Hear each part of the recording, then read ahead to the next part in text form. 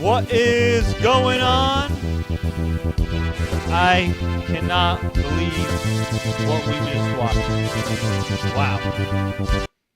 2020, y'all. 2020, Mike Tyson versus Roy Jones Jr.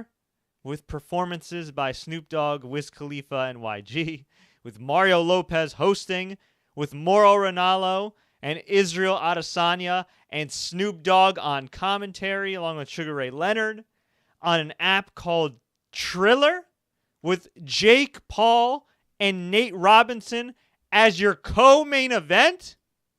Holy doodle squat. If this isn't the most 2020 event ever, I don't know what is. What's up? Fred Richani, TSC. If you're new here, please consider subscribing. We recap combat sports from top to bottom. Also conduct a number of fighter interviews. And man, I would love to interview all the people involved in this event because I got to say, this was a freak show event. They had some freak show fights, but it absolutely, positively delivered. Let me tell you something. I've never heard of Triller before this fight. I thought it was a knockoff of Michael Jackson's Thriller, but no. This was legit. If Bun B was involved in this, he'd say they're keeping it trill. This was awesome.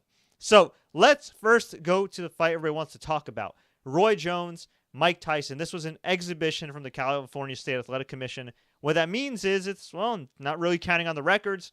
From what I understand, they technically weren't really allowed to knock each other out, or at least it wasn't encouraged. I forgot. There's some weird rules, some weird loopholes and everything else. Just an exhibition, just a friendly boxing match where you still try to batter each other's brains out and bodies. And man, Mike Tyson came out aggressively from the jump.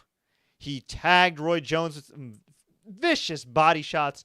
Now, Roy Jones did fire back, but it looked like he was hanging in there. I thought the fight, it was 8 rounds, by the way. I thought the fight should have gone to Mike Tyson. For whatever reason, the judges were, I don't know, man. Maybe they got some of that secondhand high from Snoop Dogg and Wiz. And they gave the fight a draw. A draw. Now, that being said, here's the positives. It was entertainingly violent. Both men didn't seem to get too hurt, thank God. It was a nice trip down memory lane. It was just, the whole presentation was absolutely badass and awesome. Video packages were great. I mean, the people putting together this event did pro wrestling better than WWE's done pro wrestling all freaking year, and that includes WrestleMania. Seriously, this is a better produced event than UFC's done. I know UFC's done great with COVID protocol, stuff like that, but just in terms of a presentation, an event, something you're going to remember for a long, long time, the folks that put together this event did a great job. And yeah, it is a little like, a draw, whatever. But look, it's an exhibition. We knew that going in. It was very entertaining. Oof, if I'm Roy Jones, I'm icing my body tomorrow. I'm getting in an ice bath. I'm chilling. I know a lot of people clown his appearance at the weigh-ins, but look, these two dudes are both over 50, both still doing their thing. Mike Tyson was gassed after the first round. Both guys were gassed by the end of it. But, they kept doing their thing. They talked a little trash. A few shots after the bell, but it was okay. Snoop Dogg said it was like two uncles fighting at his barbecue. Snoop Dogg was absolutely hilarious. I'm really glad Snoop Dogg had a chance to smoke some weed before the fight, just because he it seemed like he wasn't comprehending all of Moro's horrible hip-hop puns. So that was good. Snoop Dogg was great. Moro, the pro. Israel Adesanya, man, for his first time doing fight commentary, the undefeated UFC middleweight champion, he did an absolutely fan-freaking-tastic job. So, well done. Job well done from everybody all around. But the highlight, or I guess maybe the low light of the night, was the co-main event, which, believe it or not, was not a co-lame event. It was Jake Paul, the YouTube gigantic superstar, versus Nate Robinson. Yes, the Nate Robinson that played for the New York Knicks, 3-time slam dunk champion. I believe he also played in Big Three. Just, a well-respected veteran player, one of the more popular non-all-stars. A guy that just was very flashy, very entertaining, 5'9", short demeanor, but just a personality of like a 7-footer. So he came out to fight Jake Paul, who was 1-0 in boxing. His brother also has fought in boxing, Logan Paul. You may remember he fought KSI, another viral sensation and rapper. So I should have known things were going to go bad when I saw Nate Robinson in New York Knicks colors. When I saw Nate Robinson wearing the orange and the blue. I should have known. I was all pumped up. I'm a Nate Robinson fan. Grew up watching him, especially in the New York area. And the dude got his ass handed to him in round number 1. 40 seconds left in round number 1. Overhand, face down. He somehow, some way got up to his credit or lack of credit. I mean, a lot of people would have said, all right, you know what? I'm good. I'm not going to take any more damage. I'm a retired NBA player with millions in the bank. I don't need to worry about this. But he came out for round number 2, tied up Jake Paul, tried to clear the cobwebs, got tagged again, face down, and yeah, Nate Robinson knocked the hell out. Just crazy. Just absolutely crazy. Just absolutely crazy. Not second round knockout. I'm reading all the feedback here. Man. Steph Curry reacted. I see no lies when it came to Nate Robinson. Again, shocking the world. Holy crap. Yeah, that's just crazy, man. Oh my goodness. Yeah, I'm looking at this right now. Yeah, round number 2 at the 124 mark. Brutal. Oh man. I love Nate Robinson, but I will never look at Nate Robinson highlights the same way again. Just man, I mean, look, say we want about Jake Paul. Kudos to Jake Paul. You may not like him. I'm not the biggest fan of the Paul brothers, but I can't say that they don't know how to promote themselves. I can't say they don't know how to make money. They absolutely got that part figured out. Again, better than a lot of pro wrestlers and actual fighters out there. Seriously, they're doing a great job promoting.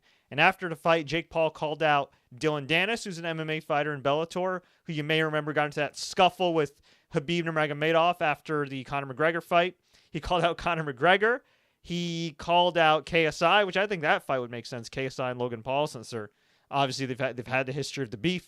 And then I think he even called out his own brother Logan Paul, which I don't think it's going to happen. Although we did get close one time in MMA history to Frank Shamrock versus Ken Shamrock, who are half brothers in real life. But hey, I think we did have one random MMA fight with two brothers, but I'm sure it's happening in boxing at some point in the regional circuit. It would be interesting, but man, I mean, look, what can I say other than Triller did a great job. The people who produced this event did a great job. And Snoop Dogg shouted him out too. Much respect to him.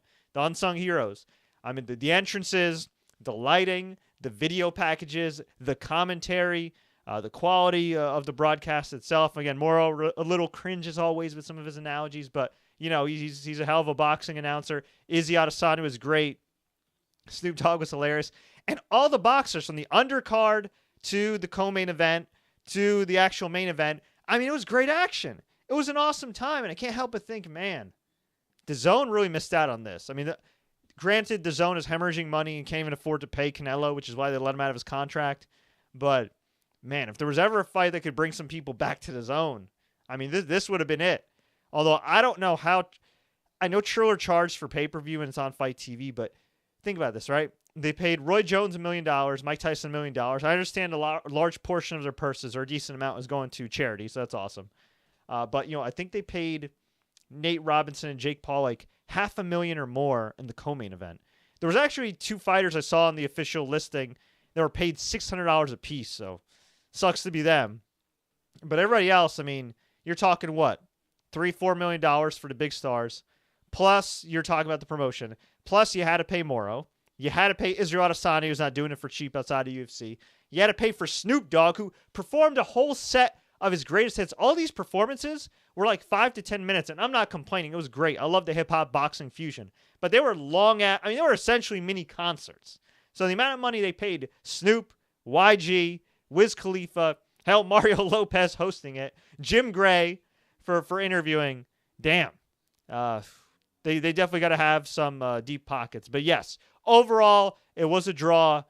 But look, there are no losers here. Both dudes in their 50s did absolutely phenomenal. Great job by all. Bravo. And hey, assuming they don't lose their ass financially on this event, I really hope to see another event from Triller because, again, they did a great job. Mike Tyson committed to doing this again as an exhibition.